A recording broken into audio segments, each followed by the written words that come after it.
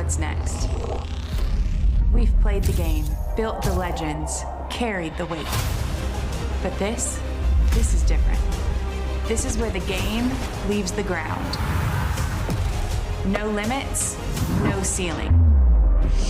No looking back. This isn't the next season.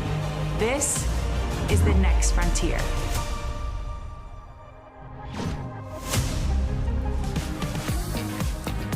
Season 2 of the AUSL is underway. We welcome you to Salt Lake City, Utah, home of the reigning champions, where Montana Fouts gets the ball on opening day against the reigning MVP, Aaron Koffel, leading the Chicago Bandits into enemy territory.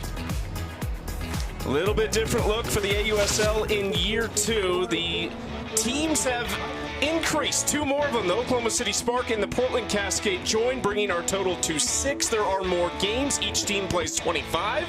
The playoff format is a little bit different, including a 1-game play-in for the 2nd and 3rd seed for a chance to play the number 1 seed in College Station at the end of this year.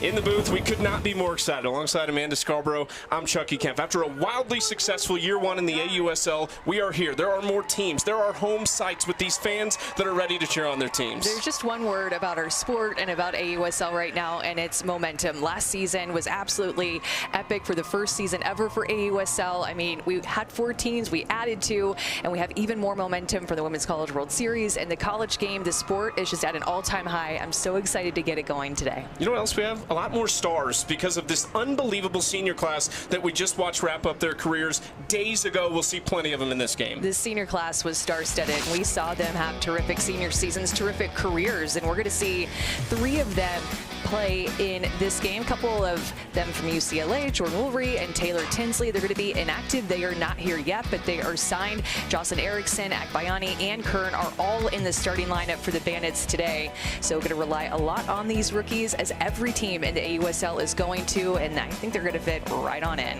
And for those Bandit rookie bats, they will face off with one of the best in the league a year ago, Montana Fouts. In her 3rd professional season, she is from Grayson, Kentucky, but she was a dominant force at Alabama. And the last time we saw her in a Talons jersey, it was lifting a trophy with a complete game shutout of this Bandits team in Tuscaloosa.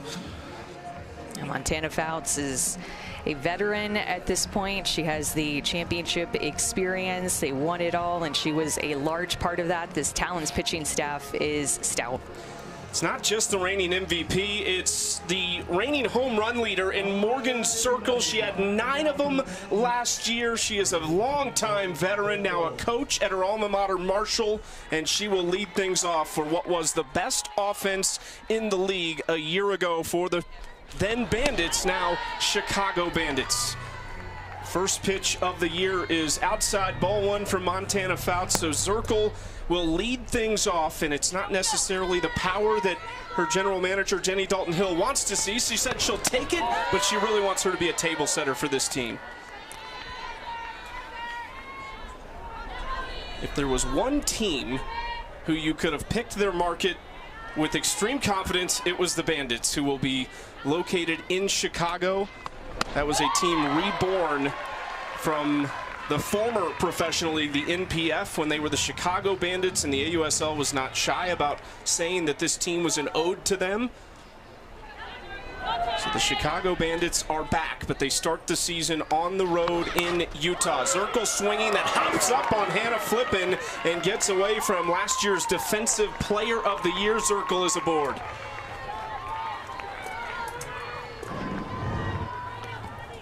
A hard hit ball off the bat of Zirkle, but just eats up that last hop on Hannah Flippin, who you mentioned was so good defensively last year. She has been so good defensively in her career, played her college ball right here at Utah.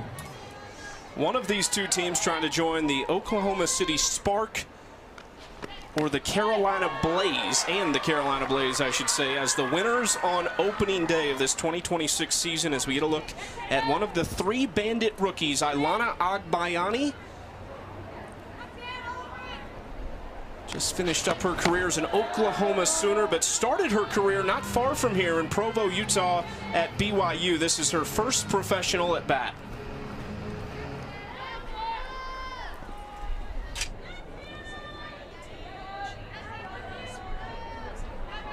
1-1 from Fouts. Hit hard, but foul off the bat of Agbayani. One of the things we talked about with the Bandits general manager, Jenny Dalton-Hill, were these three rookies, and she was not shy about saying they will have a large part of our success if we are going to have some. And when you look at the lineup tonight, all three of their draft picks are in the top 5 in their order.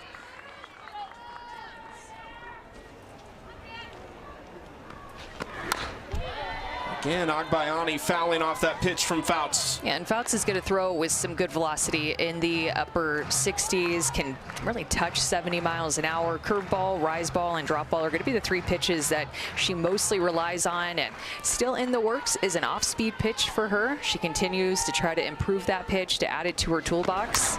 And it's really going to be a necessity. We're looking at a Montana Fouts that has Olympic aspirations to be on Team USA in 2028. And I think that that off-speed pitch, if she were to develop that, would be a large part in her run to try to get a roster spot on that team. General Manager Lisa Fernandez said she has her sights set on that 2028 team. Got Agbayani, first strikeout of the season for Montana Fouts. And she's going to go to her drop ball, and working from ahead in a pitcher's count, she's able to locate this pitch off the plate and get the chase of a rookie going up against that drop ball for the first time. Fouts helps out her teammate Hannah Flippen after that error. And they're actually going to bring Agbayani back to the plate. So it was likely a pitch clock violation. Chance not for 2. Zirkle was on the move, so she is into second, and it essentially ends up being somewhat of a sacrifice for Agbayani. Yeah, I've seen that a couple of times today with a pitch clock violation. A couple of times to Kelly Maxwell of the Cascade in the opening game. I don't know if that clock's moving a little bit faster, if it just feels like it's moving faster. These pitchers coming off of spring training, about 12 days that they had in Florida. There was a practice that each team had. They were all in Florida, all 6 teams. They scrimmaged a little bit at the end, but I think that it just starts to move a little bit faster in a real game. That was something new in the AUSL this year as well. Rather than all of the teams gathering in Rosemont, Illinois, as they had in the past, which is the home of the Chicago Bandits, they went to Jackie Robinson Training Complex in Vero Beach, Florida, for just under 2 weeks. They reported on May 27th and then ended up reporting to their home markets on June 6th. But I think everything we've heard from general managers, coaches, players has been wildly positive about the experience at training camp. Yeah, a chance to get all the teams together, get to know your team, a lot of new faces with the rookies, a lot of shakeup with the expansion and allocation drafts that we had a few months ago. This is hard hit by last year's MVP. It's smothered in left. Zirkle coming around, and the Bandits are on the board for the first time in 2026.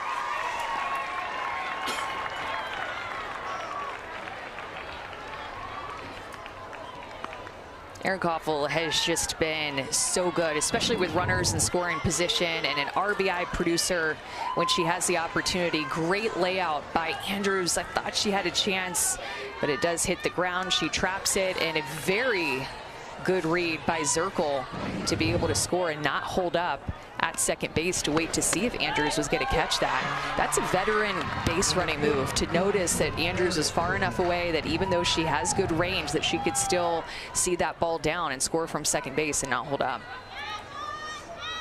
So 1 run across, 1 out here for the Bandits in the first. Slow roller back to Fouts, who doesn't worry about the runner, and she'll take the out of the rookie Jocelyn Erickson.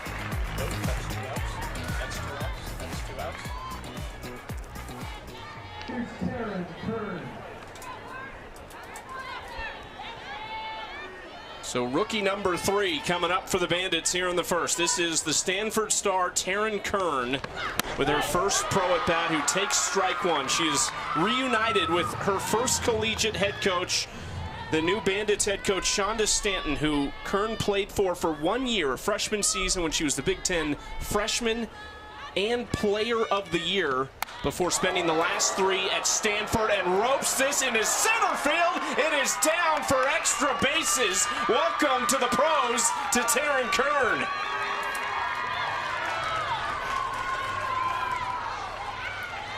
Jenny Dalton-Hill, their GM of the Bandits, wanted Taryn Kern to be aggressive as a rookie here. She's been so patient in her career with when she was at Stanford, oftentimes taking the first pitch strike, working counts deep, and drawing a lot of walks. She wanted Taryn Kern, though, to come up and do this, be aggressive early in the count and barrel up pitches. And that wasn't even one that was right down the heart of the plate. That was up, but it was a little bit out. She still went up looking to hit and drive in runs. That's the exact mindset that Jenny Dalton-Hill and Shonda Stanton want to see from the Bandits early. Shonda Stanton thinking, yeah, I saw a lot of that back in 2023 when she was a freshman. And we saw it as college softball fans for the last 4 years. Now we get a look at Jessica Clements. In her first year in the AUSL, she's a California native, played at Cal Poly, and then finished her career at UCLA as a senior. Her senior season, not this year, but 2025. She was a third-round pick in the allocation draft.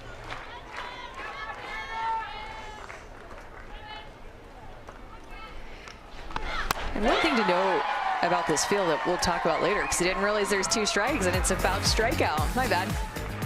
Hey, that's Montana Fouts' first strikeout for real this time. But the Bandits are up 2.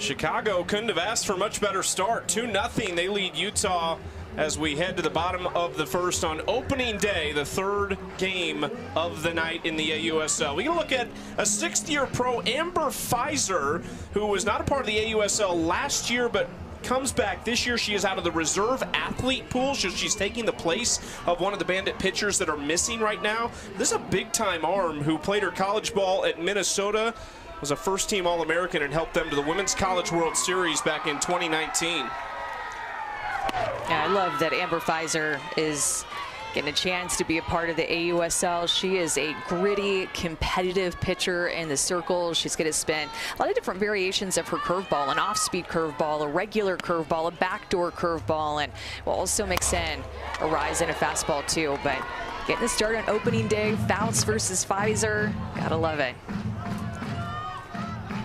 Amber Pfizer, we spoke with her briefly before the game. She was fired up as she tries to retire Aaliyah Andrews to lead things off. Check out the 5 spot. Jada Coleman making her AUSL debut, one of those 4-time national champions at Oklahoma, and one of the best athletes you will see on a field or court anywhere.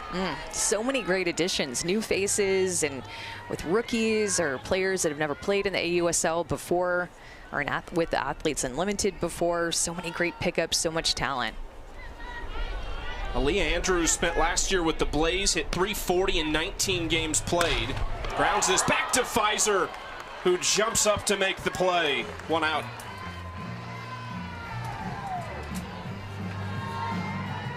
Amber Pfizer, when we spoke to her, was with the Bandits' new pitching coach, Taryn McKinney. who just completed her 3rd year at Mississippi State, and they just had a fun little relationship there. I think they both were kind of antsy to get going. Pfizer was very fearless, and Taryn kind of said, I'm a little nervous right now.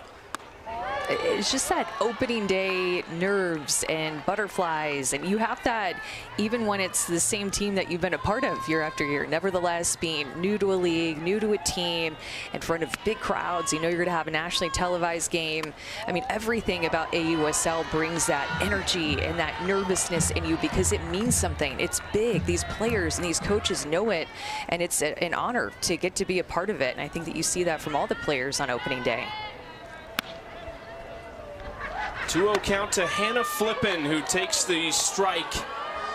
And this is a fan favorite here in Utah. She starred at this university, so no one knows this field in the league like Hannah Flippen does. She is now a 10th year pro, longtime Team USA member, and everyone you talk to, Lisa Fernandez, before the game, especially her general manager, talked about how great of a leader Hannah is for this team. Yeah, she has the experience, she has the softball IQ, she would be a great coach one day, or is a great coach. You know, whenever she's completely done playing, there's just so much to learn from Hannah Flippen, and she's a leader over at shortstop when she's playing defense. Her teammates look to her in the dugout. She was a 3-time All-American on this field playing for Amy Hogue, who is still the head coach here at Utah. She was a 2-time Pac-12 Player of the Year. Pfizer wanted that call, didn't get it, and Flippen's aboard with one away.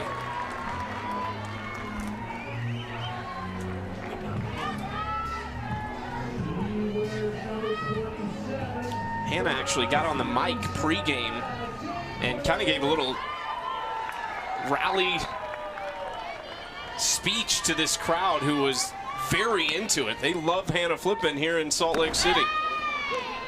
And how cool it is to get to be a part of this town that you played your college ball in, that you're so connected to, and so many familiar faces, and of course a familiar field, but just such a cool thing that you get to play at your alma mater.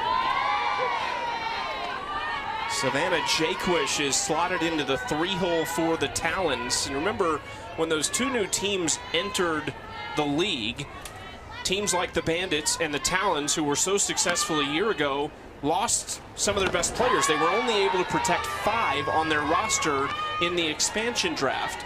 And so for the Talons, this lineup looks a lot different. Maya Brady, Sydney Romero, Sierra Sacco Ferry, all selected, as well as Tori Vidalis, in the expansion draft. Jaquish lets that pitch go, and I say that with Savannah Jaquish at the plate because she didn't play a lot last year. She was a little banged up with an injury, but this is somebody who at times has been one of the best hitters in the world when she's at her best.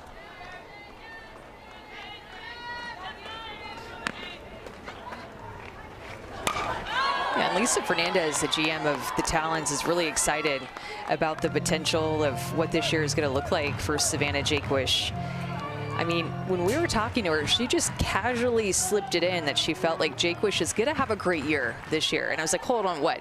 Is that your gut telling you that? Is it intuition? Did you see something? And she just felt like with her being healthy, it was going to lead to that. Jaquish to right center field. Back and caught at the wall by Circle. This crowd went crazy when that left the bat of Jaquish. Okay, so remember when I was going to say something before Montana Fouts threw the strikeout, and I kind of, you know, cornered myself because I started saying something at the wrong time? Well, the one thing I was going to say is how big this field is. 235 to center field, 225 down the line. So a ball that on many other fields would get out of here stays in the ballpark here. That on the TrackMan was registered at 237 feet.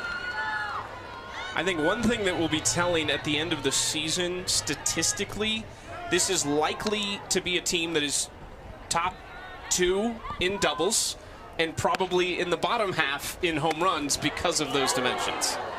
This is a tough field to hit it out on, which is a pitcher's type field. For the reason that you just saw there, Morgan Zirkle tracking down that ball off the bat of Jaquish, that had home run written all over it. Amber Pfizer was probably getting that feeling in her stomach like, oh no. And then it just turns into an out.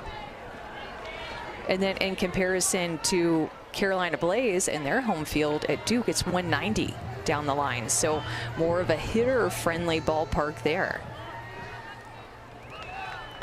So on one side for the Talons, you give what was the best pitching staff in the league a year ago that largely returns intact a massive field, but it is tough for these hitters to get it out of the ballpark. Not that they can't, because in BP we saw some balls that were going about 270 feet. Well, and I feel like that's the norm now in softball. We saw it in the college season, the offensive explosion. I anticipate seeing it in the pro season in June and July here. The ball is just flying. Tons of home runs being hit. 1-2 inside to Charlize Palacios, and that got her on the wrist maybe, so she will take first with 2 away.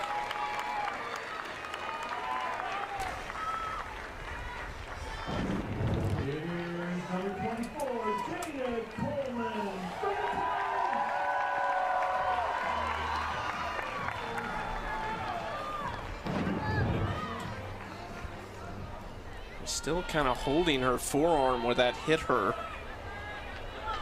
A life of a catcher, even when you're not behind the plate. Speaking of the catchers, Mary Jacopo, now a veteran from Texas, keeps that in front and keeps the runners at first and second.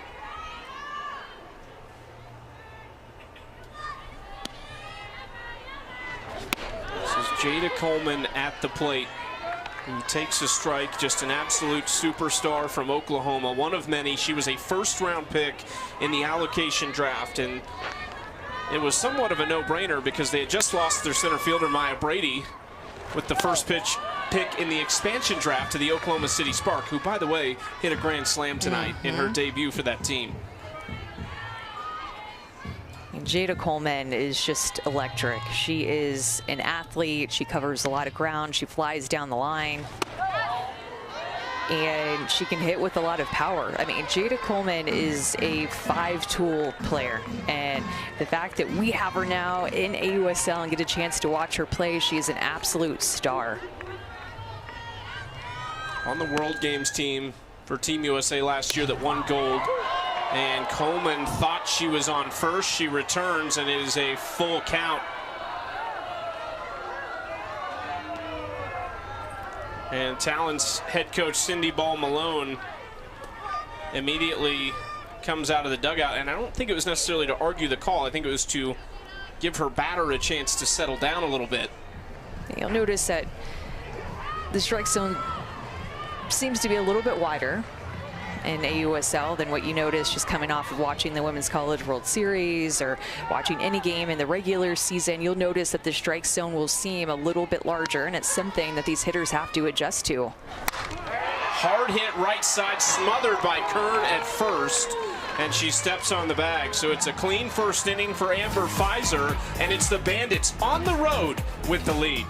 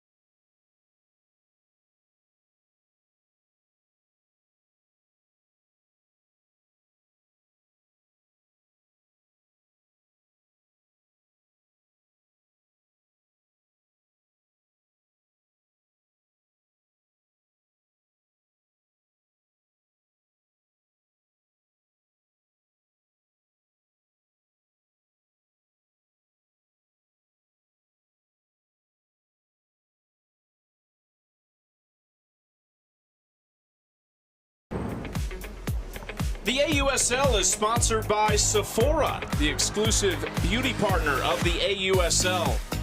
And Zillow, someday starts today.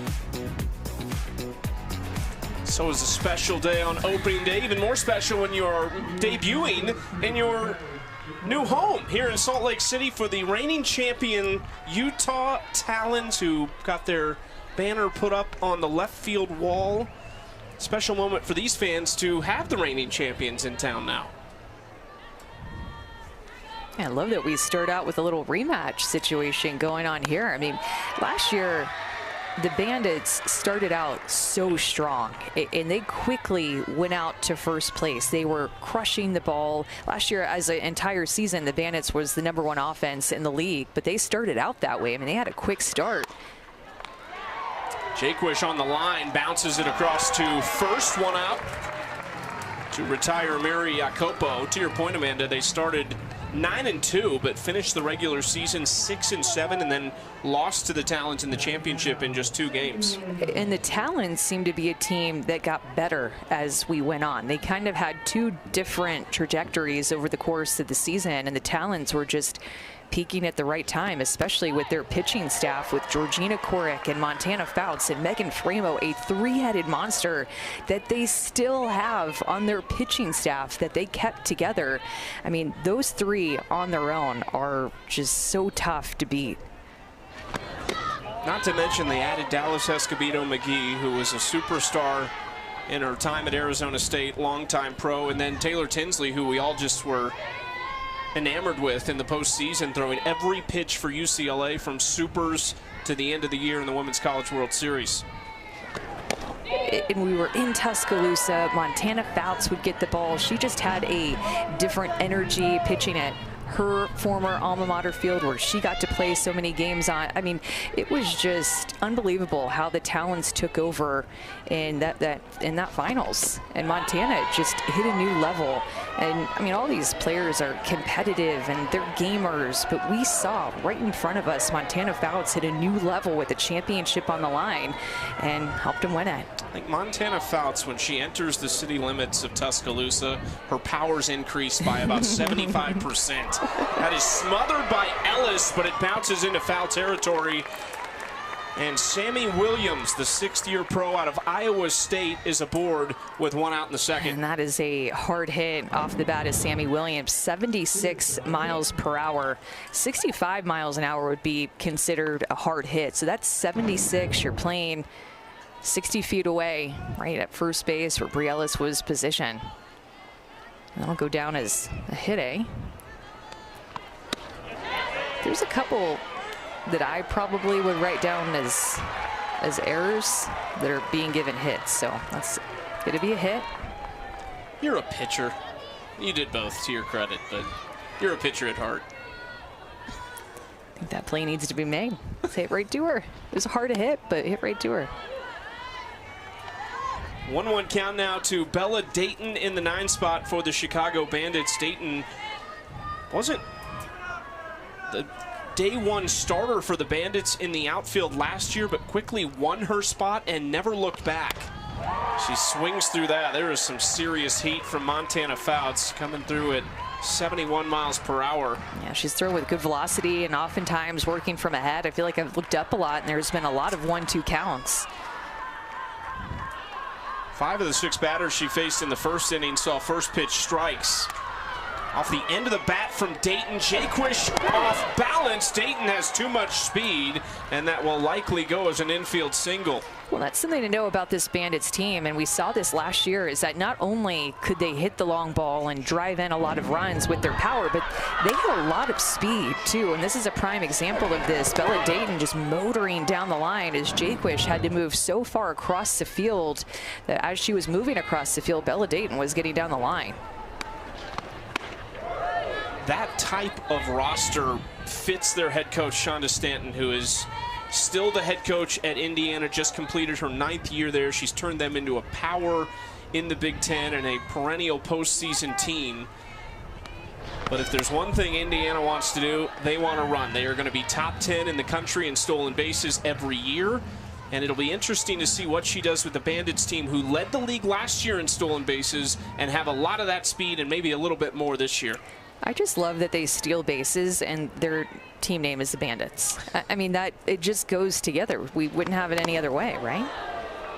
Oh, poor Palacios. Charlize is taking a little bit of a beating here on opening day, both at the plate as a hitter and behind the dish as a catcher. She was all defensive team last year.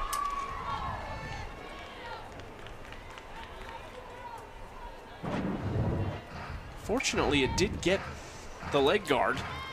I like the gold on the chest protector. Little blingy with the gold pops on the chest protector. I like that. Tell you what, whoever designed the jerseys, oh, top notch. All of them today just look awesome. And the Talons with these, they're not white uniforms, right? They're more cream uniforms, and the baby blue for the Bandits look great. You hear the caw chants here in Utah for the Talons. Back at Fouts! Wow!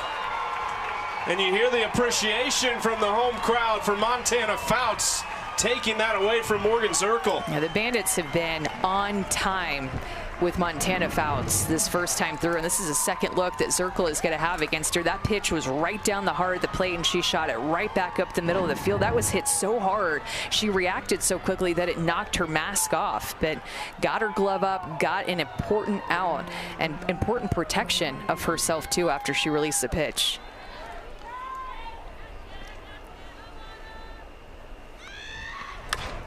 First pitch swinging for Agbayani is fouled off. She had a really lengthy at bat her first time up, a number of foul balls.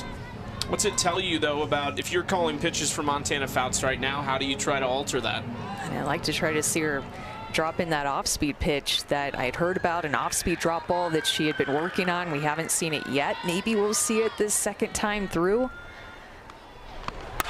Hard hit and just foul.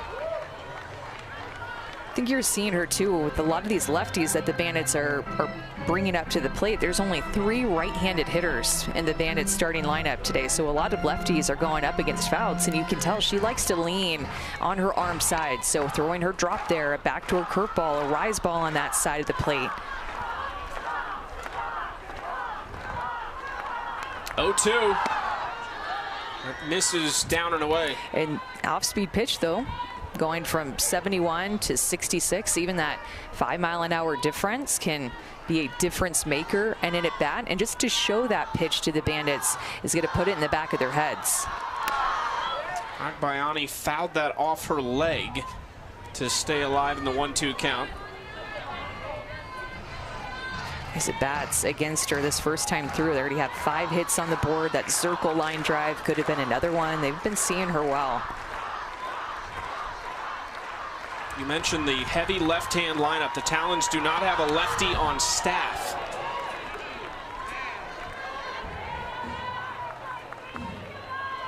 Well, and it looks like, you know, when Montana is trying to work these lefties in, it's more over, you know, middle end, because the lefties are right on top of the plate, not giving her a big area on the inside corner to throw to. Got her that time down low for strikeout number 2. Montana Fouts puts up a 0 in the second. Talons get the bats next.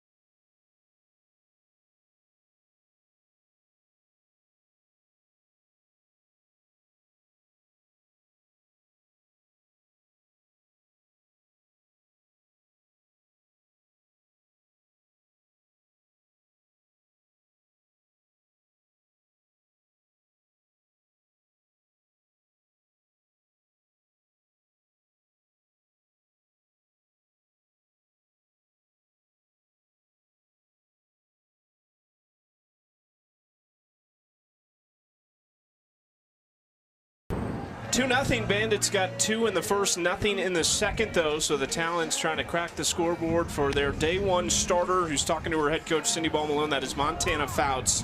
We were talking to the general manager, Lisa Fernandez, before the game tonight, Amanda. They got a Montana Fouts in the inaugural draft with the 35th overall pick, and there was just some questions. She had the injury at the end of her Alabama career. She didn't play her first year out. That might have been the pick of the draft, though, in that inaugural draft. Yeah, I mean, especially with the way that she ended the season. I mean, we talked about the way that she pitched in the championship. She got better as the season went on, which all these players are going to. You know, you start out, you have to knock off some rust, whether it's in the circle or out in the field defensively or up the plate. Led by their GM, Lisa Fernandez, who is oftentimes called the GOAT in our sport. She is an absolute winner, 3-time Olympic gold medalist, 5-time national champion as an assistant coach, 2 as a player at UCLA back in the early 90s. And now she can add a AUSL champion to her resume that is pages and pages long. And was a part of an offense with UCLA, led that offense that hit over 200 home runs, probably the best collegiate offense we've ever seen in our game with what they were able to do this year. 36 of those home runs came off the bat of Jordan Woolery, who she took with her first pick in the college draft this year. She also took another UCLA Bruin, Taylor Tinsley. It was their only 2 college draft picks. Both have signed. They are just not with the team yet, so they're currently on the temporary inactive list, but will join the team soon, I think is the expectation. And you would imagine Jordan Woolery goes right into the heart of this order. Has to. I mean, she is so clutch. We've seen it in her UCLA career. I'm sure she's excited to get to join up with the team, and I'm sure they're excited to get her. And then just the fight resiliency that we saw from Taylor Tinsley this year in the circle, pitching that final game of her career against Texas Tech, one of the all-time great games at the Women's College World Series. We saw in a 9-inning battle that she pitched every single pitch of and just left it all out of the field. Taylor Tinsley did. 3-2 count against Caroline Jacobson, who takes ball 4. Jacobson, arguably the most consistent bat for the Talons a year ago. Her average at 384 was the 5th best in the league, and her first at bat in 2026 is a walk. So from Jacobson to Jadlyn Alchin to face Amber Pfizer here in this second inning. And you want to talk about great stories. And it should give a lot of these players who have come out of the athlete reserve pool or the reserve athlete pool hope that their careers can continue. It's Jadlyn Alchin, who was not a full-time member of the Talons in the traditional sense. She was picked out of the reserve athlete pool last year, played with them the entire season, but was unable to play in the championship because they got healthy. So what did Lisa Fernandez do in the allocation draft? She went and got Alchin and made her a Talon. She earned her spot in an everyday lineup. I mean, just had a breakout summer and took advantage of every opportunity that was given to her. So for somebody like Amber Pfizer and a number of other players who are out of that reserve athlete pool, I think there's the hope that there is room for them in this league. I think the hope we all have is that we'll see even more expansion in the near future. The pitch misses. This is the first at bat of 2026 for Bree Ellis, who of course took the college softball world by storm as the USA Softball Collegiate Player of the Year last year for Arkansas, but had a very slow professional rookie year. Hit just 186, 8 total hits, just 1 home run.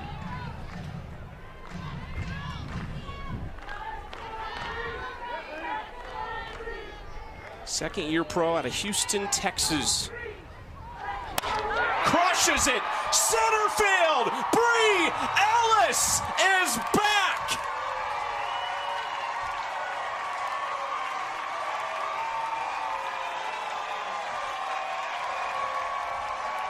Just one last year, She gets her first in her first AB of 2026. You know that Bri Ellis has been waiting to be able to get back out onto the field after a tough rookie year where she wanted to do more of this, where she knows what she is capable of. 266 feet, 80 miles an hour off of her bat. And man, Bri Ellis, that is a Bri bomb that we were used to seeing at Arkansas that we did not get to see very often in her AUSL season. But you know that that felt so good. Her first at bat, she hits a home run. You know she wanted that so bad.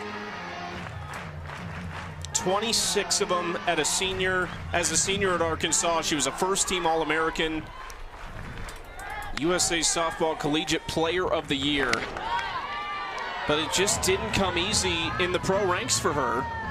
And then she ended up kind of behind Tori Vidalis. She would kind of DP a little bit here and there, but she has an opportunity to earn an everyday role in her second professional season. Ground ball back to Pfizer, who knocks it down, and there's 2 outs. Well, there's going to be some tough decisions to be made when Jordan Woolery gets here. Let's go down to the third member of our team, Anna Camden with Bri Ellis. Bri, first home run of the season for you and for the Talons. How are you feeling? Oh my gosh, I'm just so happy for us. I'm so happy to get those runs back for Montana. Clearly, I'm out of breath from celebrating with my team, but just happy that we got a runner on and that we were able to execute and get those runs. When I just pulled you, said I might not be able to speak, but sure, I'll be on camera. What's going through your mind as your lungs are pumping and you're trying to get that all the way around? I'm just really proud of myself, and I'm really proud of my teammates and thankful for them and my coaches for, helping me have the courage and resilience to be able to swing at a 2-strike pitch like that. So yeah, awesome. Thanks. Good job. Back to you, Chucky. Thank you, Anna. And Bri Ellis got to catch her breath because she's got to take the field again, but has given Montana Fouts some life with a 2-run shot. And this is what the fans here in Utah want to see. Bri bombs starting the season in the 8-hole for the Talons, but if she keeps swinging it like this, she is going to move her way on up.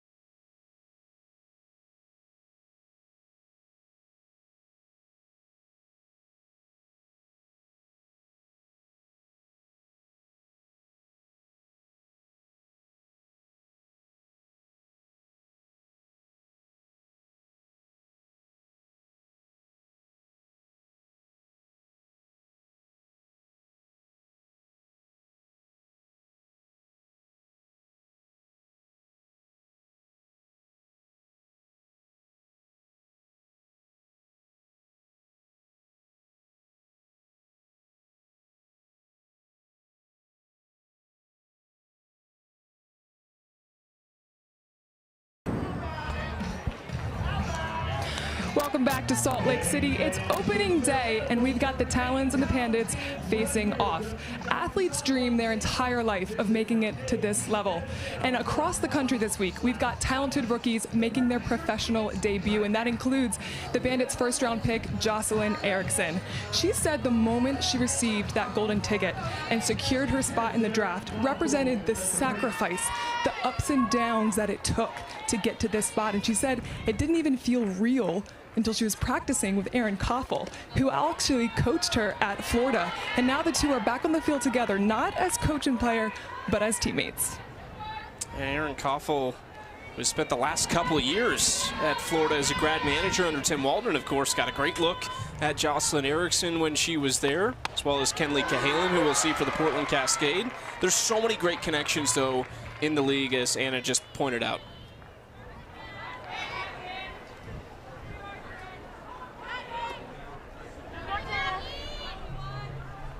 Jocelyn Erickson due up second behind the reigning MVP Erin Koffel at the plate. She's an Indiana native, played her college ball at Kentucky for Rachel Lawson, where she became the first three-time All-American in the program's history.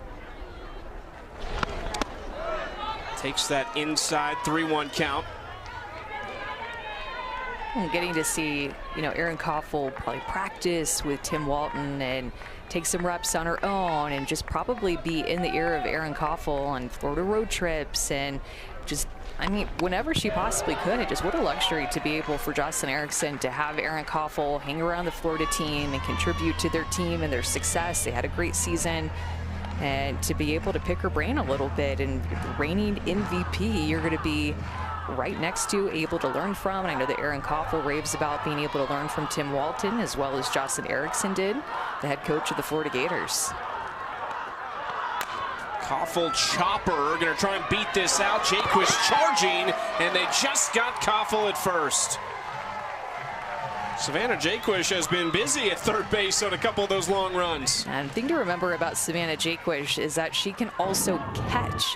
So she really is somebody that is an athlete that can do a lot of different things. Look at the range that she covered there to be able to take that ball from Hannah Flippin. Already going to be a bang-bang play at first base, and that is her job as a third baseman, to make that a shorter play to get into her glove to make that quicker throw. Jaquist was an excellent player at LSU for Beth Torina, four-time All-American there, finished her career in 2017. They went to 3 straight Women's College World Series, and they have not been since.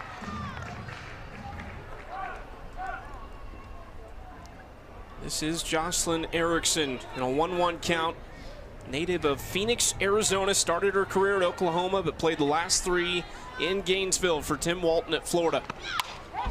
Well, versatility is king in this league with a roster of just 16 players. When you think about the college rosters, and it's 20, so you have just many more options, and at times it was getting to like 24, 25 on a college roster. That is a large roster compared to what we have in the AUSL, so versatility like Savannah Jaquist and Erickson is huge. Fouts fielding her position. There's 2 outs as she retires Erickson. Because remember, Jocelyn Erickson can play a great first base. Tim Walton raved about Jocelyn Erickson being a Gold Glove first baseman who could also be a Gold Glove catcher back behind the plate. Just a left-handed power hitter who can play first and catch.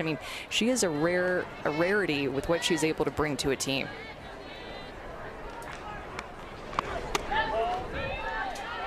Taryn Kern takes ball 1 inside. Her first Pro AB was an RBI double off the wall in center field.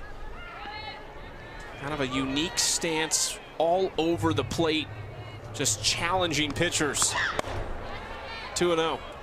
A lot of these lefties are just getting right on top of the plate and just challenging Montana Fouts to paint an outside corner and then to try to work them inside, just giving little to no room on the inner half to work them inside with her drop or curve or rise.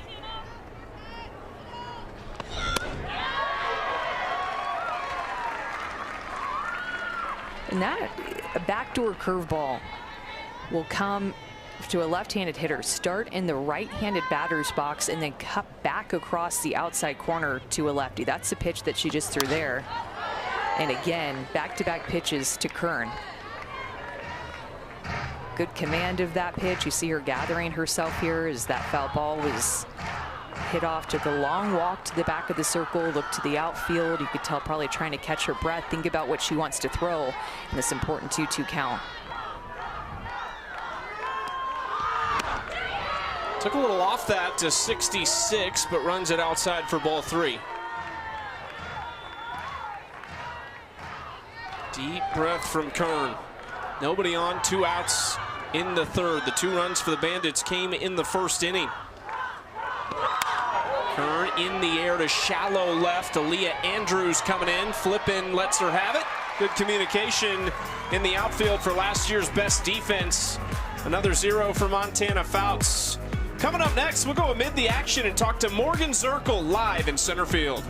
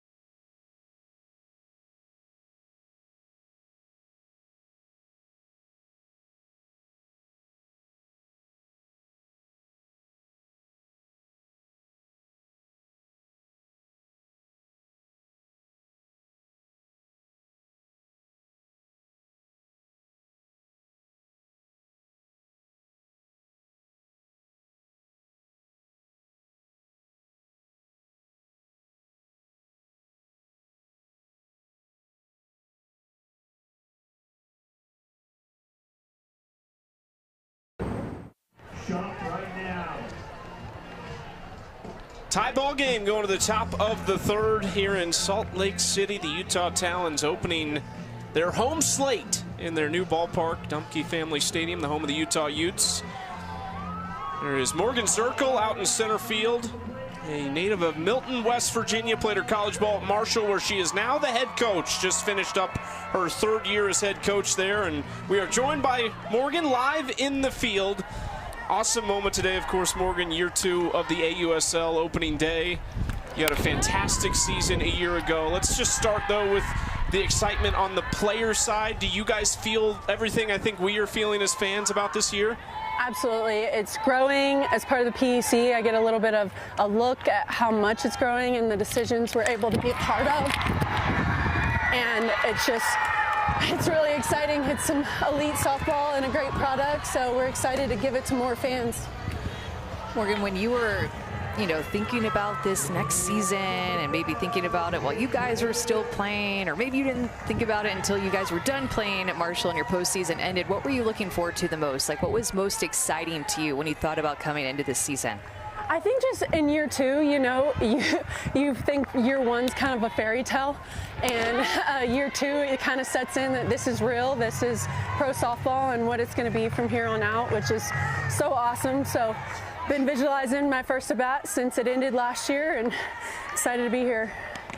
Savannah Jaquish at the plate after Hannah Flippen lined up. Third inning of work for Amber Pfizer in the circle for the Bandits. We talk about all these fantastic connections all year long, about the players who have played together, the coaches who have coached former players. You, of course, have a very unique relationship with your head coach, Shonda Stanton, who you played for at Marshall as that gets away from Kern at first. But you're 10 years removed from your college playing career. You're a totally different person now. You're your own head coach. For sure. What has that relationship been like? It's been interesting coming back and getting to be coached by Coach Stanton. I mean, 10 years is crazy. So it's really a full circle moment, and it's surreal to have her over there. Ground ball on the first pitch from Palacios to try and get the lead runner. It's going to go into the outfield. And one run will score. Jaquish comes around. They wanted to get the lead runner. Instead, it's the Talons on the board with their third run.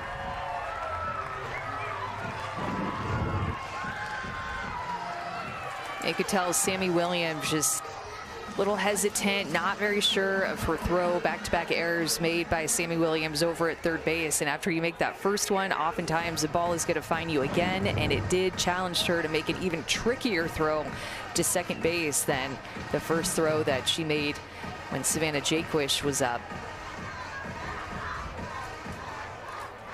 Give an opportunity to Jada Coleman at the plate. Taryn McKinney out of the Bandits dugout to talk with Pfizer.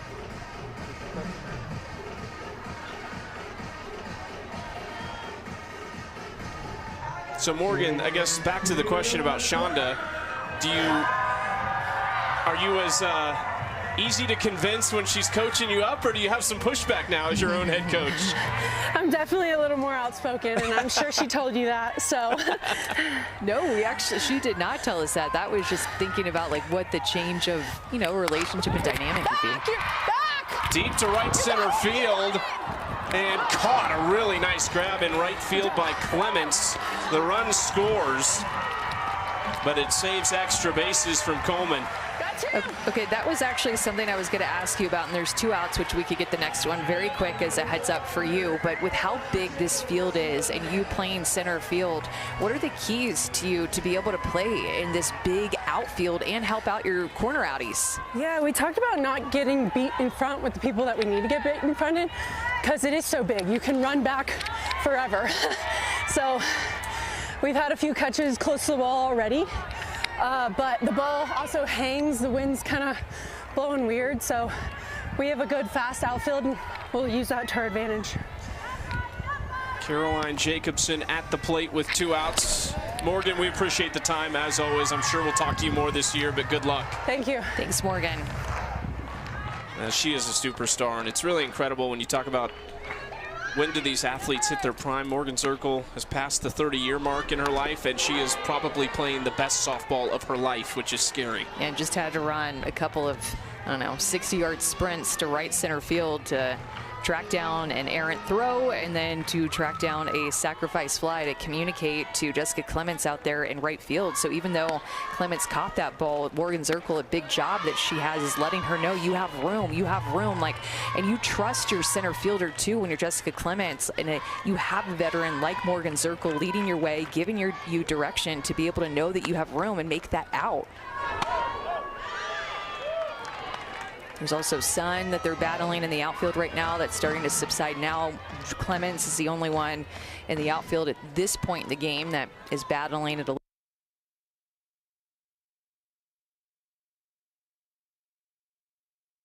That's Williams quickly and makes the play over to Kern to end the inning. But a couple unearned runs come across. We have another very special guest coming up, by the way. How about our very own Holly Rowe, who will join us for the first chair chat of the season. There's Holly, glove and everything, ready to go next inning.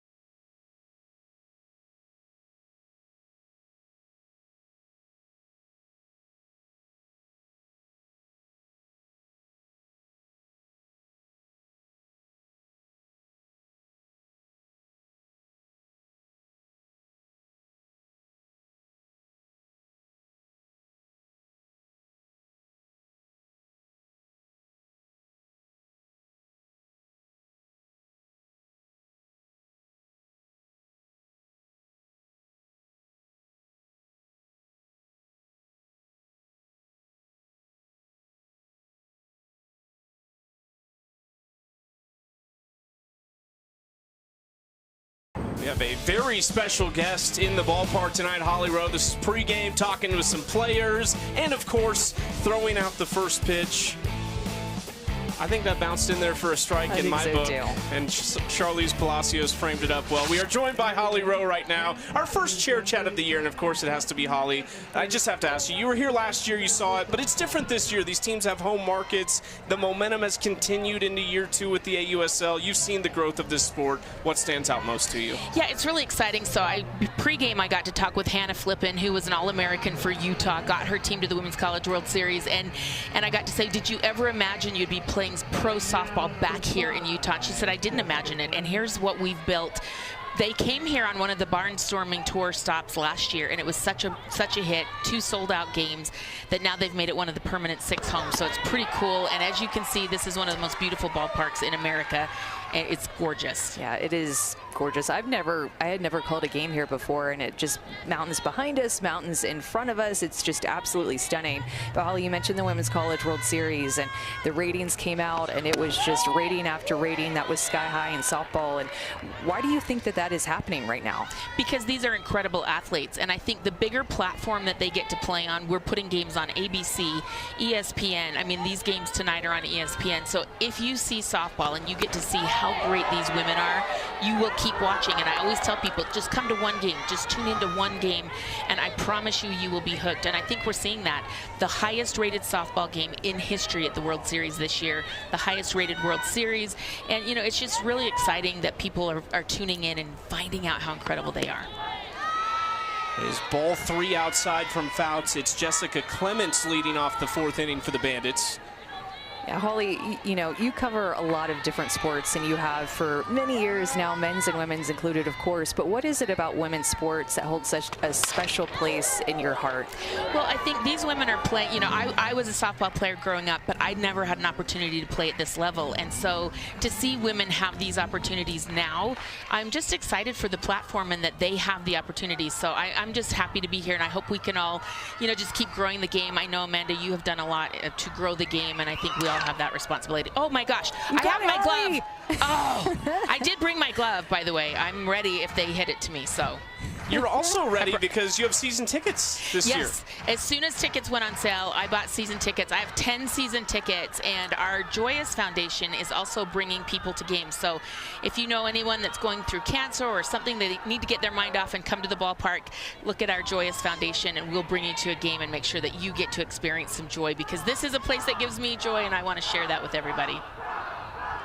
3-2 count. You hear the caw counts as we get our tradition started here in the AUSL as well. That's a walk for Clements. Okay, so this is what I love is they're teaching us like this Talons claw thing, which I don't know if I have that, and it's a little weird, but they're doing the caw, caw, caw. So we're learning tonight in real time what it's going to be like to be a home fan for AUSL.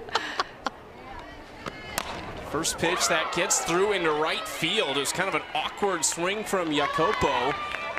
And the first 2 are aboard here in the 4th. Holly, why Utah? Why do you think that this is a good spot for the AUSL to have a home team at? So we have a huge softball culture here. So people don't realize this, but through the community, we have a huge adult slow pitch culture here in Utah. It's one of the most popular sports.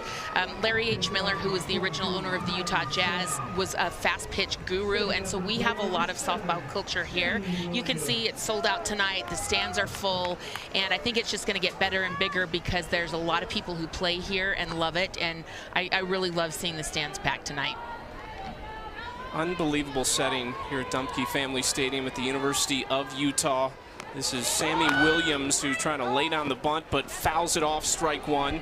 What's, for you, having covered the sport for so long, what stands out most about the game now versus 15, 20 years ago? Well, I think what I'm really excited about tonight sitting here watching is just the power of these women. So when Bree Ellis got up to bat, I leaned to everybody in the row and I said, this is the best hitter on the team. Boom, she hits it over the fence for a home run. So I just love how strong, how powerful. But the other thing I'm enjoying is we are seeing Olympians on this field tonight. You know, Montana Fouts is in the pool, Jada Coleman. There's a lot of women that we are watching in these games tonight in the season tip-off for AUSL that we will see in Los Angeles at the 2028 Olympics and in Oklahoma City. So I'm really excited that we are seeing the next generation of Olympic superstars right in front of our eyes, and they're all making their case each and every pitch and each and every at-bat this year. 1-2 count to Sammy Williams from Fouts. Couple strikeouts for Montana. Slow roller left side. Jaquish is going to will this toward the foul line, and it touches the bag. You had a really good view down the line, Holly, if that was going to go foul or fair. No, it stayed fair. The spin wasn't in their favor. It stayed fair. No, not at all. I think it even hit the bag with the Bandit player on it. I thought it had some potential to keep rolling. We needed about, what, I don't know, 5 extra feet for that to continue to roll foul. So one of the things I'm interested in this ballpark, you know, we are at elevation, and I've been wondering if the ball was really going to fly. You know, the air is thinner up here, and I think it's going to be a really friendly ballpark for home runs, but that foul ball, I don't know that that was that friendly right there. Holly, does anybody ever ask you your favorite moments at the Women's College World Series? When you look back, you've covered it for so many years. Just, I don't know, what memories from the Women's College World Series come to mind for you? Well, the number one that jumps into my mind, and because I just saw her here, she's a member of the Bandits staff, is Taryn Mowat. You know, she threw, I think it was 1,085 pitches in her pitching at the World Series to give Arizona the national championship. We have not seen distance like that in a long time. One of the most courageous, one of the most famous changeups we've ever seen. So seeing Taryn Mowat, who is coaching tonight for the Bandits, that brought back some really good memories. So I love seeing that. And then the Megan Langenfeld years from UCLA. It's hard to believe that was almost 20 years ago. Bella Dayton takes strike 2. Big spot here for the Chicago Bandits in a bases-loaded situation, down 2 runs with nobody out in the 4th. Bella played her college ball here before transferring to OU, so this is a familiar ballpark for her. Outside ball 2. I love this, Holly. You're like our dictionary of softball knowledge out there. We just need you all the time as like a little research at least. In all our spare time, Holly. I'm the most annoying fan in the stands right now because anyone sitting around me, I'm giving them stats and play-by-play, and they're like, oh, okay. There we go. Slow roller, Jaquish coming home with it. They cut down the lead runner and nobody scores. Well, Holly, we're going to show the map here in a second of all 6 host cities. I don't want to play favorites. I'm not sure there's a more beautiful setting than the one we are here tonight, but the AUSL truly spans the entire country. We've seen the incredible crowds. What is it about this crowd? Like, they've just embraced it so much, and you talked about it. The traditions that they're starting, you're learning in real time. What do you like about this community most? Yeah, well, you know, Utah softball's had a really good program for a long time. Jo Evans, who, Amanda, I know you played for at Texas A&M, she started her career and started this program here at Utah, and she was so great here, got them to such great heights, and then Amy Hogue has continued that tradition. So there's been really good college softball here for a long time. BYU has a great program. Utah State up north has a great program. So we have high-level softball in this state. And Coach Evans, Holly, is now on staff with the Spark, so I can't wait to get to call one of her games as a part of the Oklahoma City Spark. Excited to have that connection with that team and get to see her. That's right. And then keep in mind the AUSL Championship Series is going to be at Texas A&M July 24th, 25th, 26th. So A&M's going to have some fun softball. People down there should get excited that that Champ Series is going to come your way. We've prepped for weeks for this game, and we don't have a 10th of the knowledge of our guest, Holly Rowe. And Holly, of course, we thank you so much for your time, as always. Thank you, guys. Thanks, Holly. She might just stay out there. That's a great spot, honestly. It is a good spot, and you're just kind of by yourself out there. You get a different view. Montana Fouts coming home, and this is working out perfectly so far. They won't get 2, but with the bases loaded, it's back-to-back non-productive outs. So Montana Fouts walks the leadoff in this inning, then a couple singles before a pair of fielders' choices where they're able to cut down the lead runner coming home, and still a 0 on the board for the Bandits.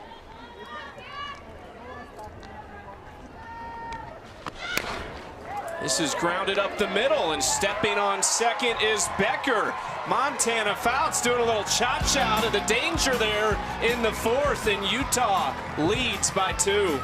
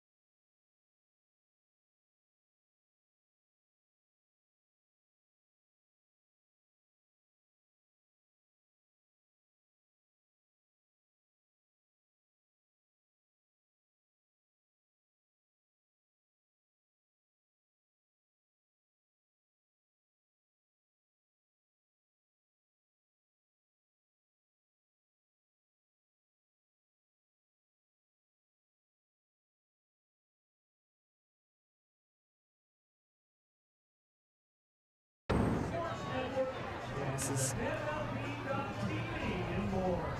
4-2 in beautiful Salt Lake City. The Utah Talons leading the Chicago Bandits. Could you ask for a better setting for professional softball, wrapping up an opening day triple header in the AUSL? The Spark and the Blaze already winners tonight. So it's been a home team that has won each of the first 2 games. The Talons trying to keep that trend going in a rematch of the 2025 AUSL Championship, in which the Talons defeated the Bandits.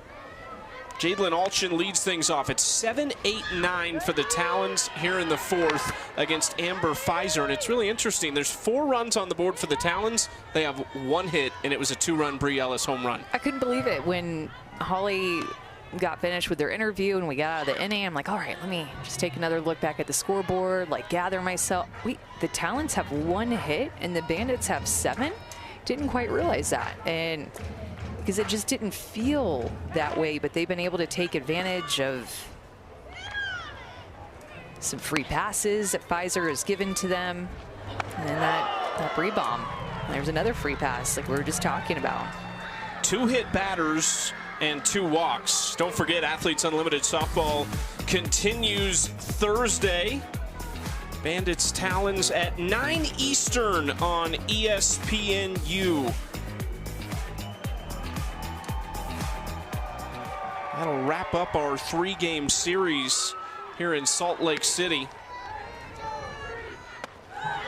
First pitch outside to Brie Ellis after Jadlyn Alchin was hit by the pitch.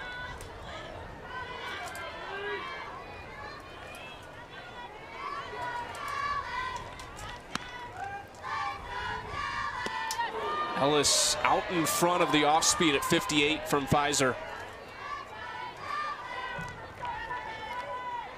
There it is, 1 home run all of last summer for Brie Ellis, who still had an on-base percentage at about .395. She's earned a lot of walks and was hit by some pitches, but this is what she wants to do. Yeah, just got her swing off with, even with 2 strikes. We're deep into that count and got a rise ball that was left up over the heart of the plate and did exactly what she needed to do with that pitch. If you're Brie Ellis, you hit a mistake like that and drive it out of the ballpark. And now, because of that, she is getting a heavy dose of Amber Pfizer's off-speed curveball and way out in front of it, wanting to be on time with something 67, 68, not upper 50s. Tries to tempt her outside, full count instead.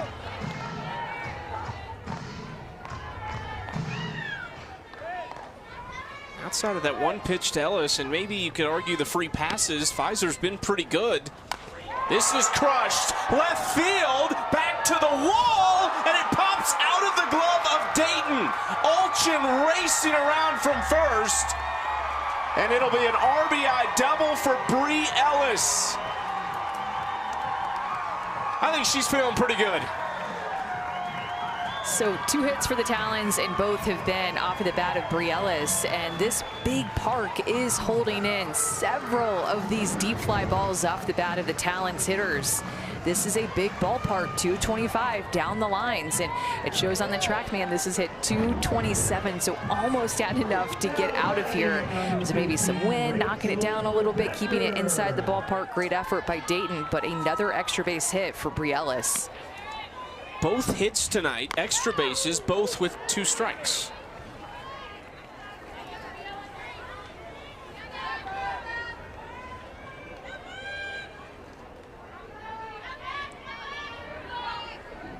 That is a dangerous woman standing on second base if she's swinging it like this.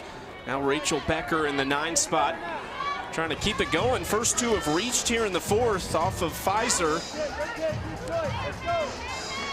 Rachel Becker, a 4th-year pro. She's from Lindenhurst, Illinois, not far from where the Chicago Bandits actually call home in Rosemont. Drafted in the 3rd round of the allocation draft, played the last couple of years for the Oklahoma City Spark before they joined the AUSL. Takes ball 1. I think the Talons are gonna, in their big field, gonna have to hit the weights a little bit, start eating their Wheaties, do whatever it takes to bring in the protein. Got to get a little bit stronger. 227 just not gonna cut it here on this field. Got to hit it 240, like we saw at VP several times. Over the head of Koffel. Ellis will be held at third. And it's a first hit of the season for Rachel Becker.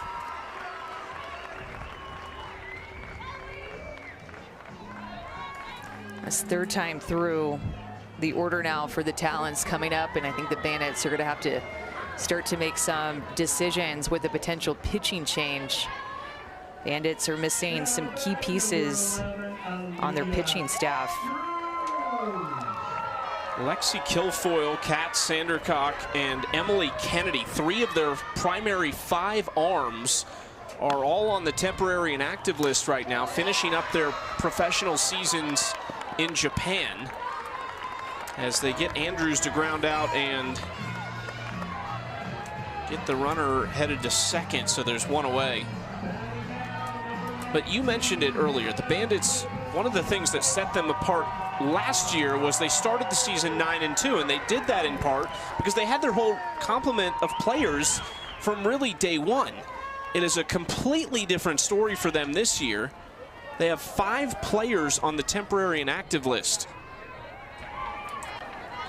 An illegal pitch call based off of Amber Pfizer going to her glove and then stepping off and separating her hands again, I believe. Just not something that you see very often, but a mix-up in the pitch call and how she presented the ball, and home plate umpire Alex Sleep noticed it right away, called an illegal pitch. Flipping, spins one out in front of the plate. She is retired. And in somewhat similar fashion to what Montana Fouts did, there is 1 run across in this inning, but Pfizer's doing a nice job of potentially getting out of this jam.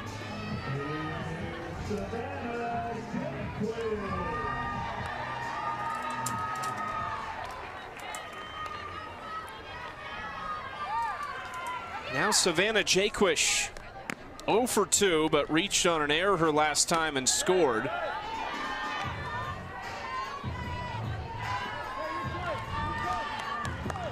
With those missing pieces for the Bandits, the 3 pitchers, and then their usual everyday shortstop Skylar Wallace, as well as Jocelyn Allo Evans, who is due a congratulations for the birth of her child recently, and they hope to get her back at some point this year.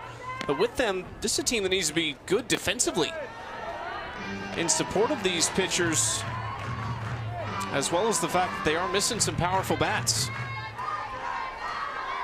And again, just knocking some rust off early, some nerves, trying to find that team chemistry. Jaquish into center, Zirkle stays with it, makes the catch. Nice job by Amber Pfizer to limit the damage to 1. Bree Ellis is feeling it out of the gates in 2026.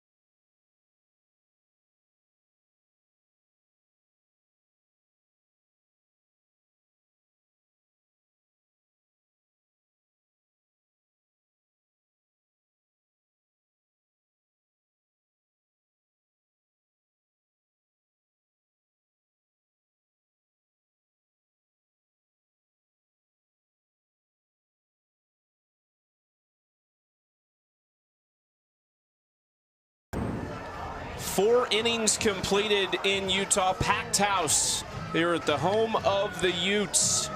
in Salt Lake City, Utah. Dumpke Family Softball Stadium opened in 2013, but now the home of the Utah Talons.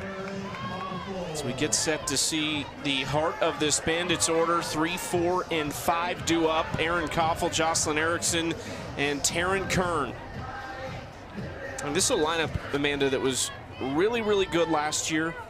They were decimated a little bit in the expansion draft. You could only protect 5 players, as I mentioned, and they protected 3 hitters. It was the MVP, Aaron Koffel, Skylar Wallace, and Morgan Zirkle, but in doing so, they lost Sydney McKinney, Bubba Nichols Camarena, and Delaney Wiz, who are all on the Oklahoma City Spark now. And Spark have a really deep lineup. I mean, their offense scored 13 runs today. They had 5 home runs by 5 different players. That's a team that is going to put up a lot of, I think, crooked numbers as we go on in this season. Maya Brady hit a grand slam for the Spark in her debut for Oklahoma City. Tiare Jennings hit a grand slam for the Volts, but that was 4 of their 5 runs they scored in their 13-5 loss. Aaron Koffel is 1 for 2 tonight. Takes the 1-2 pitch low.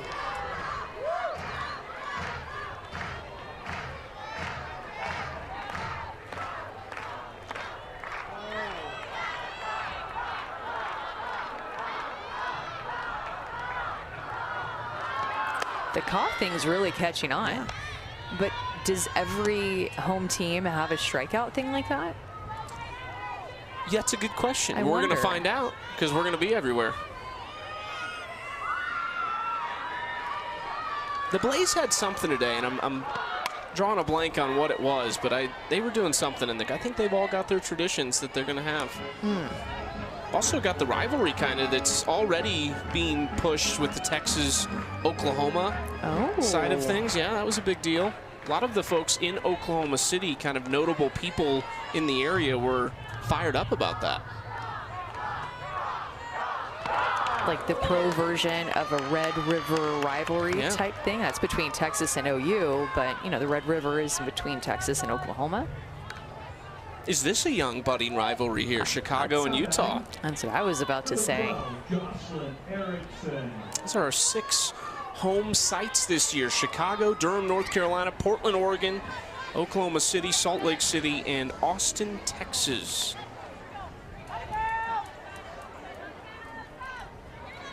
We were in all of those locations but one last year, and it was Portland, but I don't think there's any doubt that the folks in Oregon are going to come out in droves to see the Cascade.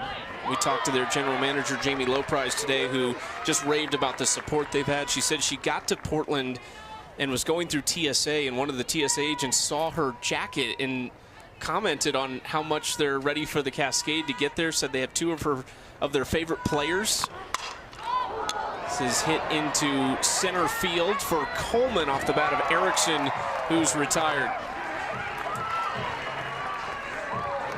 That's really saying something, because the Cascade had not even played a home or away game when that TSA officer had seen that logo and instantly recognized it. Man, I mean, that really tells you something when a moment like that has happened that Jamie shared with us. Jamie Loprise, the general manager of the Cascade. Kirk Walker actually was a part of the Utah Talons last year in a coaching role, but he moves to the general manager role of the Oklahoma City Spark. Him and Amber Flores have developed a great partnership there already. Ground ball right side off the bat of Kern. They get the lead runner, but they will not get 2. Last year felt like the year of the double play in the AUSL, but we have not seen one yet in this game. Well, Montana Fouts has to love that she just got an out, and would have loved even more if it was a double play with 2 outs on her off-speed drop ball. Dropped it down that time to 64, executed it through the zone, got Taryn Kern out on her front foot and off the end of the bat.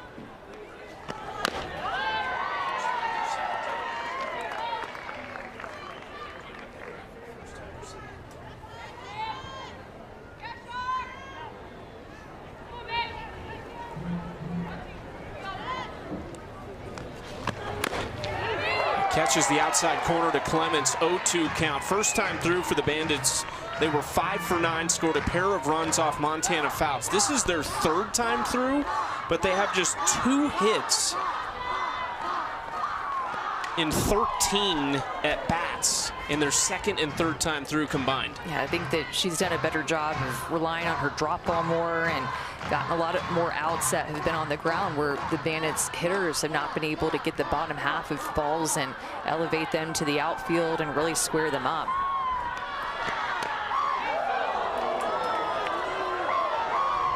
Flirting with the outside corner on that pitch, misses for ball 1.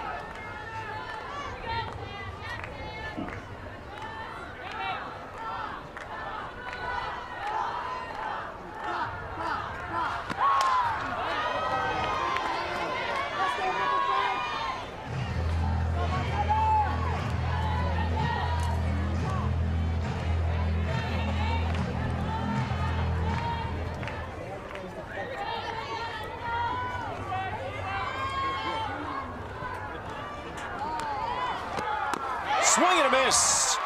Fouts wins the battle with Clements. Her third strikeout tonight, and Montana is rolling. Getting better as this game goes on. She is painting quarters and using her drop ball like this. Look at the location of that pitch. Down the zone, off the plate, gets the chase. She's rolling.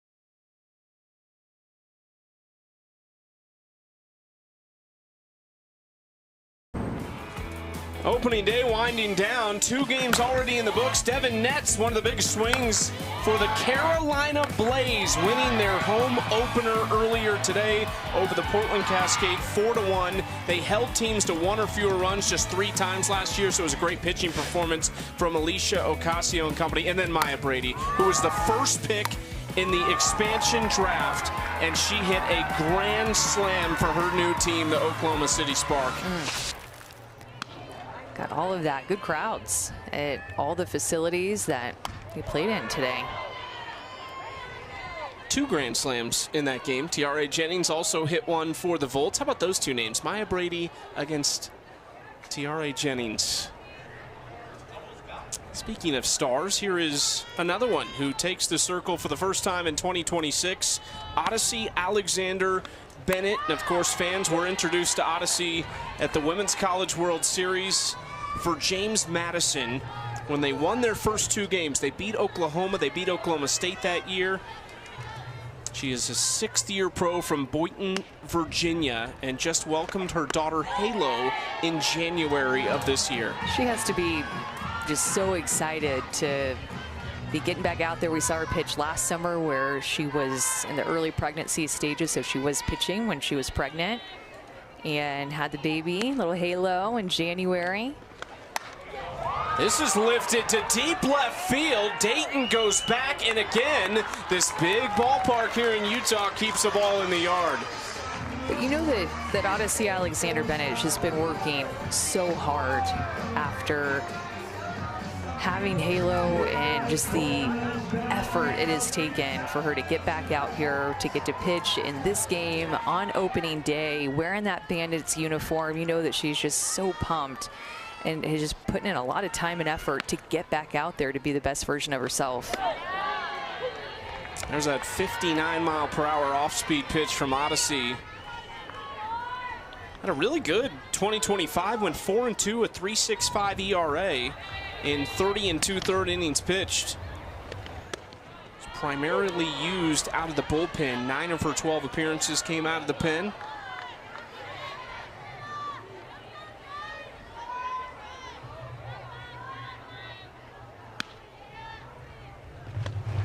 Oh-2 just tipped by Jada Coleman, who is 0 for 2, or 0 for 1 so far, I should say. Had a sac fly in the 3rd inning to score the 4th run for the Talons.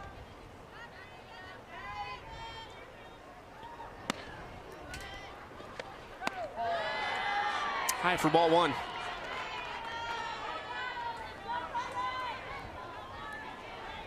If you're wondering what's on her jersey, that is a mic.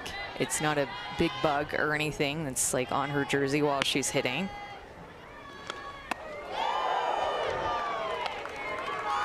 Odyssey almost went and got it.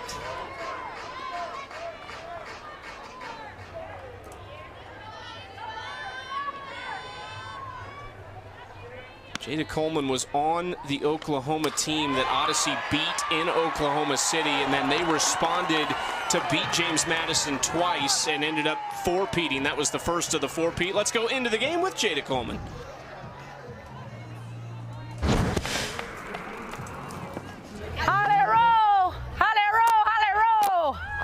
Are you guys nervous, excited? Like what kind of? Low-key, I think this is like butterflies, like for the first time in a long time. Oh, but that means you care. Yes. Like, that always means you care. Yes, butterflies.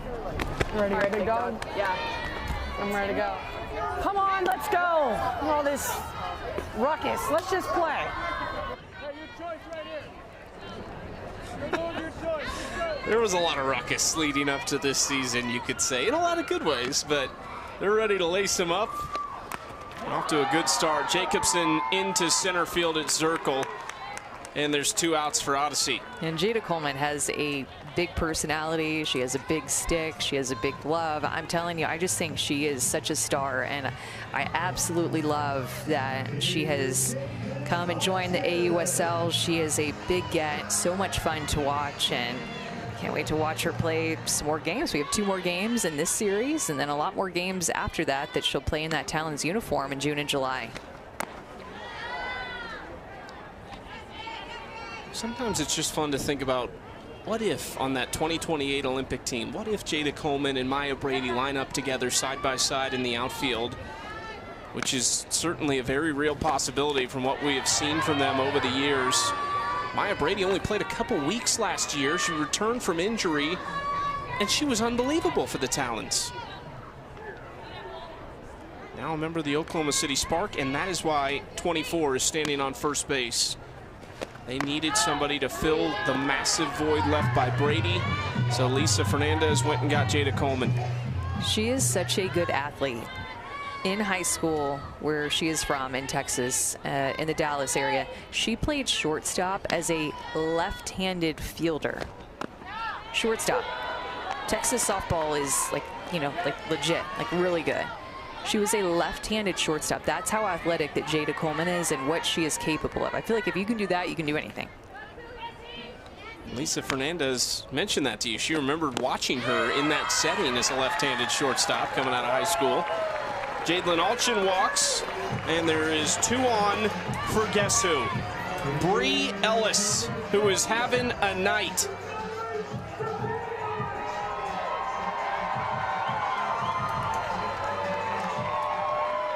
Already one Bree bomb has left the yard. She hit another one to the wall in left field that resulted in a double.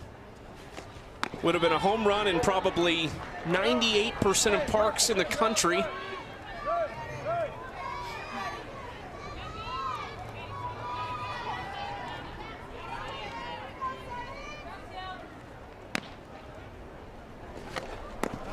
Takes getting just a ton of off-speed pitches now. So Odyssey Alexander will actually throw two different versions of a slower pitch. She has an off-speed curveball, and she has a changeup. So she'll work both of those pitches in. They spin differently. Did not get all of this one to left field. Dayton coming in to make the catch. And Odyssey Alexander Bennett debuts to a clean first inning in 2026. But Chicago needs some runs.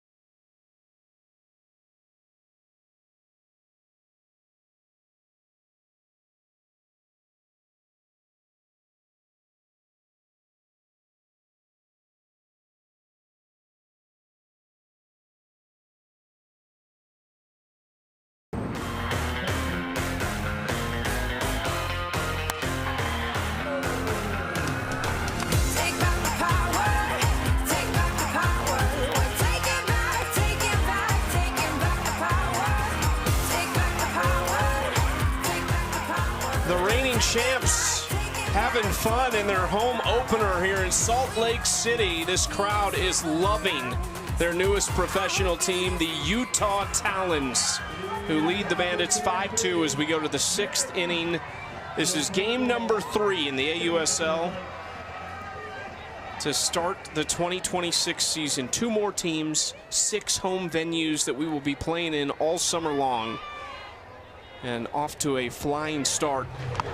7-8-9 to face Fouts, flipping, backs up on the grass, bounces it to first, and gets the out of Mary Jacopo. Look how quick Hannah Flippin's feet are to take an angle to go deep into the 5-6 hole. And she reads the ball off the bat. Look at how quick her feet are. They don't stop moving. She plants her right foot and then one hops it to Brielis on purpose. And Brielis over there at first base is expecting a one hopper like that she's going to have to pick out of the dirt. Sammy Williams will be pinch hit for in this situation. And it will be a player out of the reserve athlete pool filling one of 2 voids offensively for the Bandits. It is Elon Butler, a native of San Jose, California, who, that right there is kind of what to expect from Elon. We watched her in batting practice. I don't think anyone on this field hit a ball farther. She was consistently hitting balls about 265, 270 dead center. That ball was 81 miles an hour off the bat. The ball flies off her bat. Takes outside ball 1. Elon, a native of San Jose, California, finished her college career with career bests at Oregon this year after 3 years at Cal. Now her first ever professional at bat. 1-2 count. Popped up. Will it stay in play? It will not. It landed in the chair with this girl that's holding it, and I hope it didn't hit her. I hope it just hit the chair and then maybe hit her instead of just landing on her back. But she moved forward and it created space between her back and the back of that chair.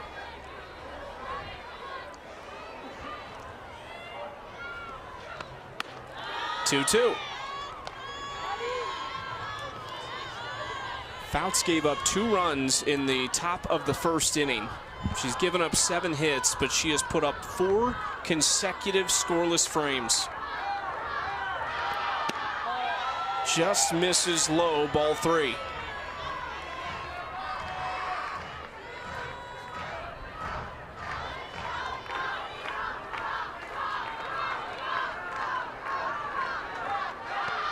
Got her swinging. Strikeout number 4 for Montana Fouts. And with more on Fouts, we go down to Anna Camden.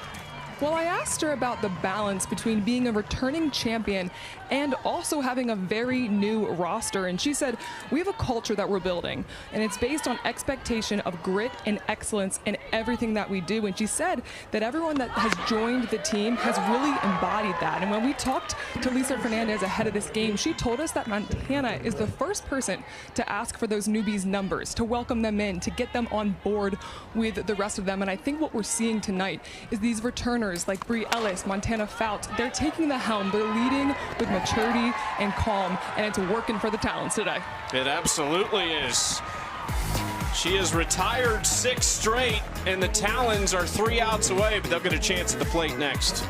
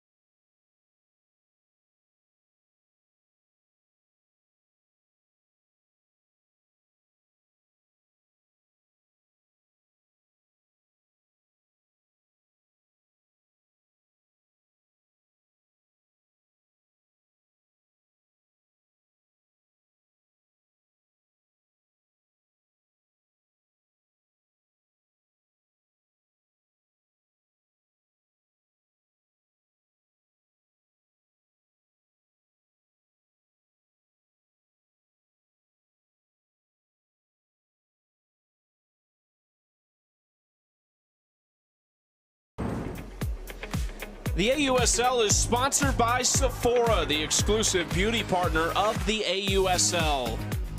And Zillow, someday starts today.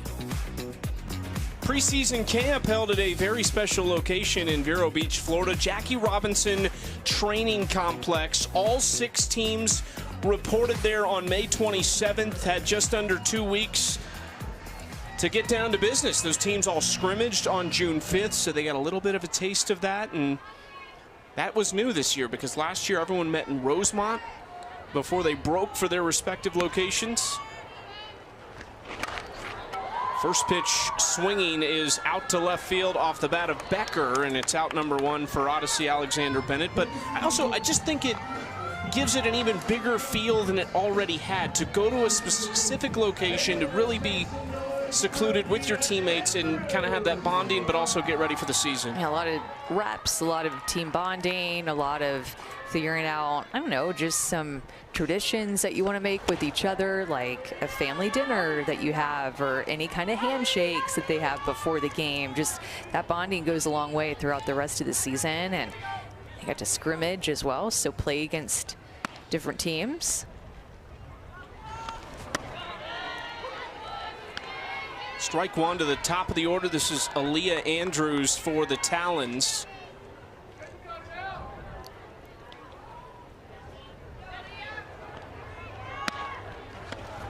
A lot of great outfielders and talented outfielders. But between Aaliyah Andrews and Jada Coleman, those two together maybe have the most range in the league, and that's saying something.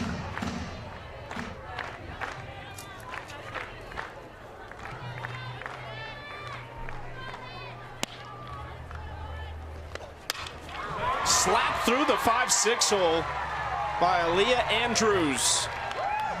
First hit of the season for the Talons left fielder.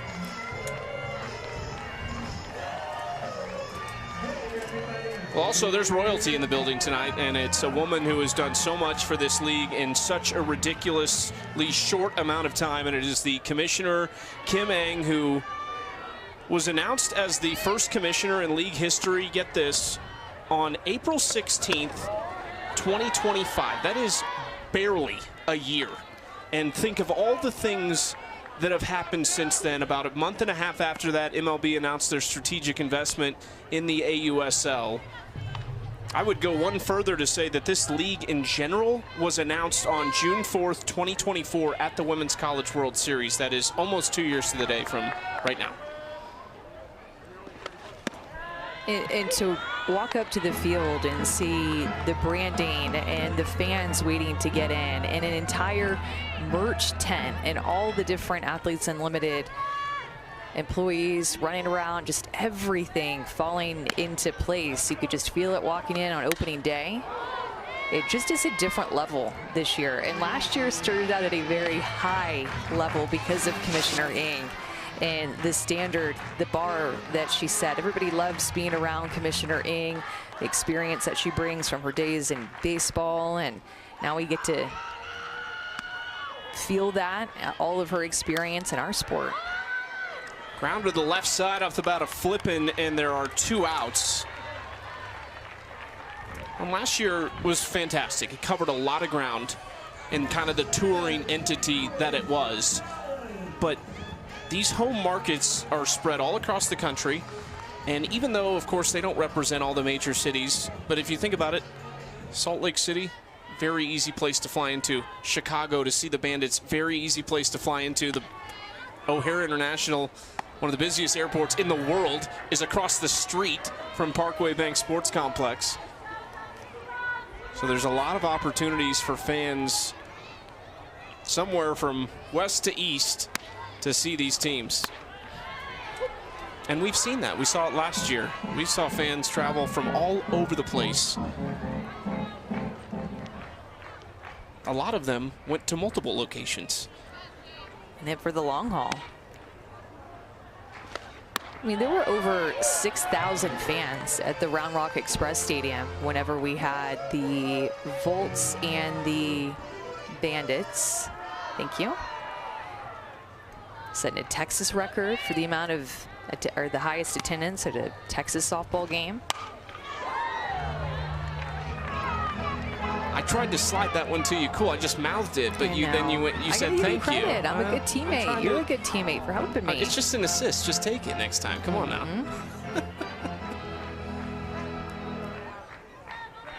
We're in the land of John Stockton. I'm just dishing one out to you. Alongside Amanda Scarborough, I'm Chucky Kemp. We are delighted to be here for opening day. 2 more games here in Salt Lake City over the next 2 days between these 2 clubs. Fantastic pitching matchups. How about this pitching matchup for you? Just a little appetizer to the season. Tomorrow in Durham, North Carolina, Carlin Pickens makes her debut for the Carolina Blaze against last year's #1 pick in the college draft, Sam Landry, going for the Portland Cascade. You want to tune in to that game on ESPN2 tomorrow night, Pickens and Landry. Last chance for the Bandits here in Salt Lake City on opening night. They need 3 to keep it going.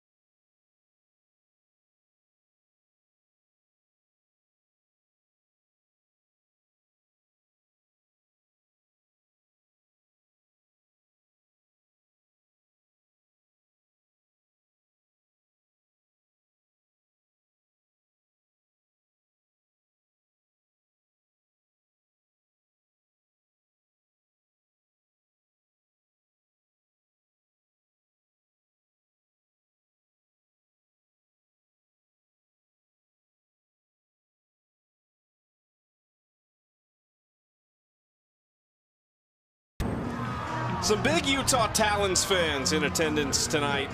Packed stadium.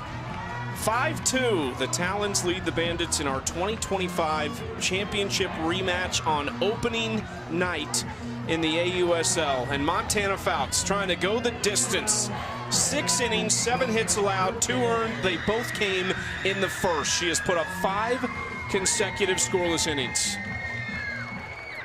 Just gotten better as this game has gone on. With really good 3 up, 3 down inning in the third as well as the 6th. It's Morgan Zirkle for strike 1 to start off the inning. Being able to throw, I think, her drop ball a lot more. I think that it's looked really good late in the game. She was missing it low, a little bit more in the dirt with that pitch. She's been able to find the perfect height for it and work it inside to the lefties.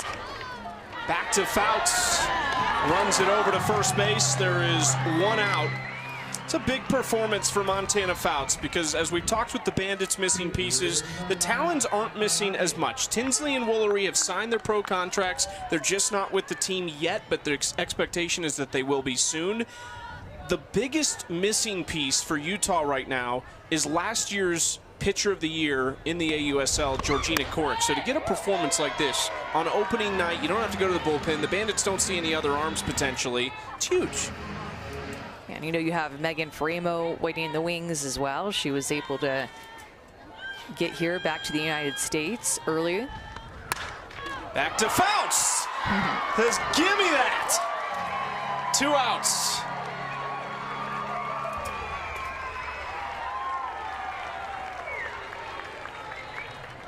She had 2 complete games a year ago, both of them against the Bandits. One of them came in the championship clinching Game 2 in Tuscaloosa.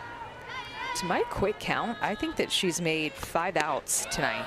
4 on the ground and then the line drive that was hit right back at her. You're right. My less fast count confirms it. Erin Koffel, last year's MVP, keeps it going into the left center gap. That's going to roll a mile to the wall. And Koffel strolls into second with a 2-out double. Pair of hits for her and a walk tonight. I think she's seeing the ball well, and Jenny Dalton-Hill, the general manager of the Bandits, said that Erin Koffel is in a good place to start this season. Gets a curveball, hard line drive, 74 miles an hour off the bat. Jenny Dalton-Hill really high on the fact that Erin Koffel was with that Florida program for the 2nd consecutive year as a grad manager, being around Tim Walton and that group, and a player like a Jocelyn Erickson who is at the dish right now trying to keep this game going. Fouls it out of play, 1-1 count.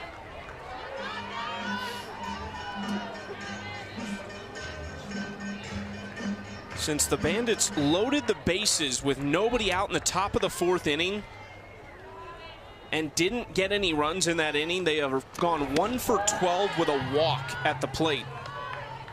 And that one was the hit just then by Koffel.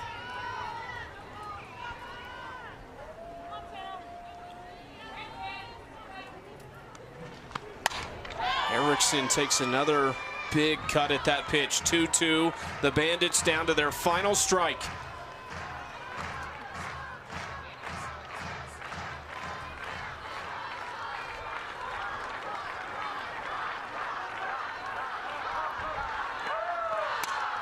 Ground ball flipping to her left, makes the play. And it's the home team sweeping opening night of the 2026 AUSL season. Montana Fouts and Bree Ellis star for the Utah Talons. It's opening day. You want to come out and put on a show for your home crowd like the Talons did tonight, with Montana Fouts throwing the complete game in the circle, getting better as this game went on. And then Bree Ellis, a couple of extra base hits, her first home run of the season. She only hit 1 all season, already had 1 in her first at bat this season, and the fans absolutely loving it, spreading their wings for this team. Anna Camden has Montana Fouts. Season with a win, started this one with a win. What got it done for you guys here tonight? Honestly, just the defense. I feel like timely hitting and defense because I wasn't feeling my best, and I feel like anytime they put the ball hard in play and my defense had a chance to catch it, they did. Same thing with timely hitting, so I'm super proud of them. Well, you weren't feeling your best, but you had 6 consecutive scoreless innings, so something was working for you. What was it? Honestly, I just was not too proud of myself for not giving the best start to my team because they deserve it. So I was like, you know what, they're not getting another one for me. So, and huge credit to the defense. I mean, they were making plays, and Shar for putting up for me today. So a lot of credit to Shar. How do you carry this momentum from your defense and from your team into tomorrow night? We just keep trusting our stuff, you know. I mean, like, we work really hard for this moment and to be here, and it's a short season, so it's just how can we attack one game at a time and for each other. And what's the fix for you to be proud of yourself standing here tomorrow night? Just trust my stuff, you know. I mean, we work hard for this moment, and I know that I have worked hard for this moment, so I'm just going to go out there and play. Awesome. Thanks, Montana. Back to you, Chucky. Montana Fouts was excellent. 7 innings, 8 hits, just the 2 earned runs, though.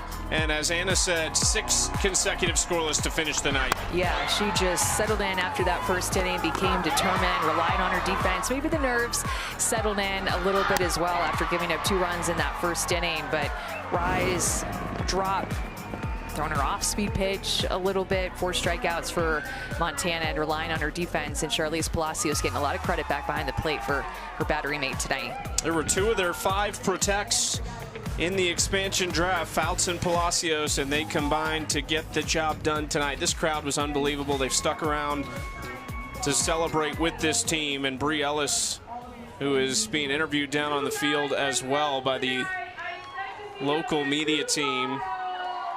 I don't know that you could have scripted it much better for Utah tonight, though.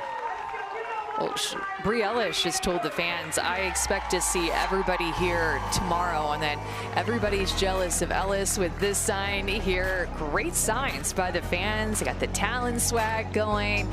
Talons off to a great start on opening day. The AUSL is off to a great start in year 2. The 3 home teams tonight all winning.